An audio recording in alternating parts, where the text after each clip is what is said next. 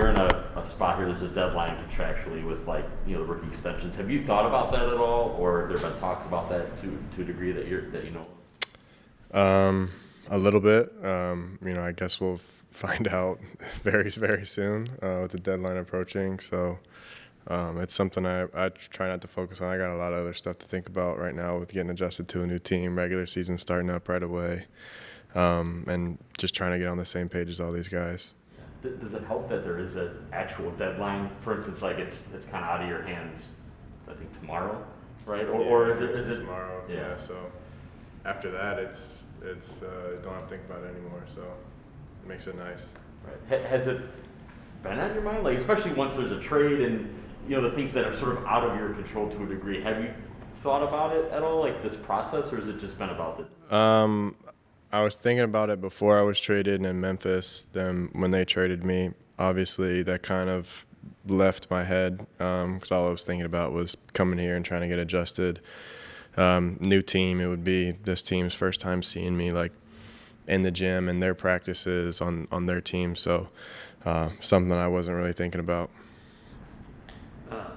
For you, Dylan, I had asked Giannis about the inverted pick and roll you guys were running and he immediately knew what I was talking about. He's like, yeah, I think both Bud and I jumped up and yelled at Grayson to shoot it. For you, just that play has been such a staple for them, whether it's Kyle Korver, Bryn Forbes, whoever. It's you now. So kind of what's your thought process on that play, setting the screen, just kind of like being a part of that? Yeah, I was involved in a lot of like small setting the screen stuff in Memphis, setting screens for Ja, trying to either get a good matchup or just get me as a screener, either setting the screen or slipping out for three.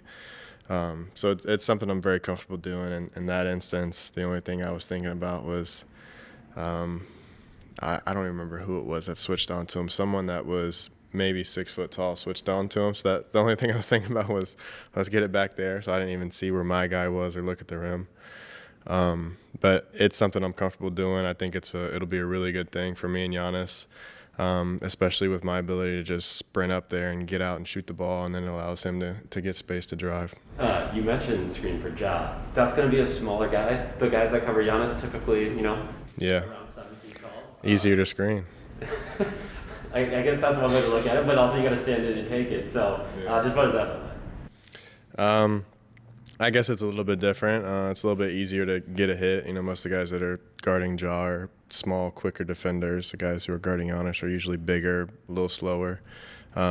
So a little bit easier to get a screen, but then I got to get out quickly to the three-point line and get to space, either to get away from my defender for a shot or give him space to drive after the pick. Being here in Milwaukee, I think every player that comes here quickly realizes that, shoot it is going to be the message from Bud or from Giannis. Just what is that like as a player to kind of have that freedom and know that that's what people want you to do offensively? Yeah, I mean, it's a good feeling as a shooter.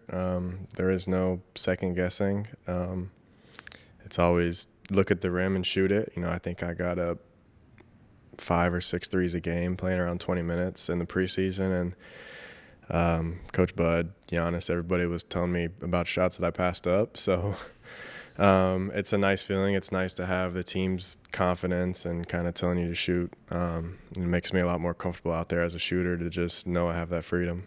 Can you compare what you thought the experience would be like to come to a championship team versus what you have actually seen from these guys?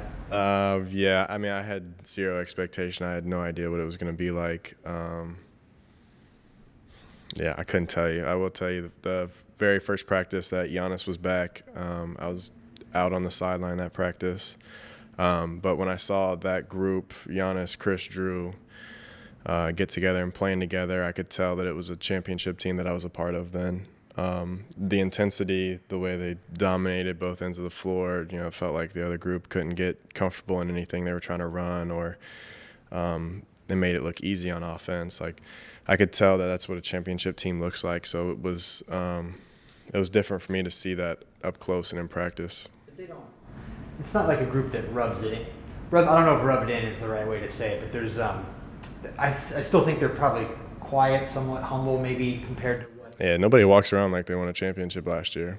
I think the most I'll see that is opening night with the ring ceremony and everything for these guys. But I mean, nobody's walking around talking about MVPs, championships, none of that. So. And then obviously, I know you're in Milwaukee now. You've got a whole new life in front of you, a career in front of you. But where did you think you guys were in Memphis before the trade? Like, where did you think that organization was? I thought we were going to take a huge step forward. Obviously, I'm talking about me being a part of that team, a huge step forward this year. The whole core group was young and returning and only getting better. And I felt like everyone there kind of fit well together and gelled well together. And especially with Ja's improvement, Jaren coming back, hoping he has a full healthy year.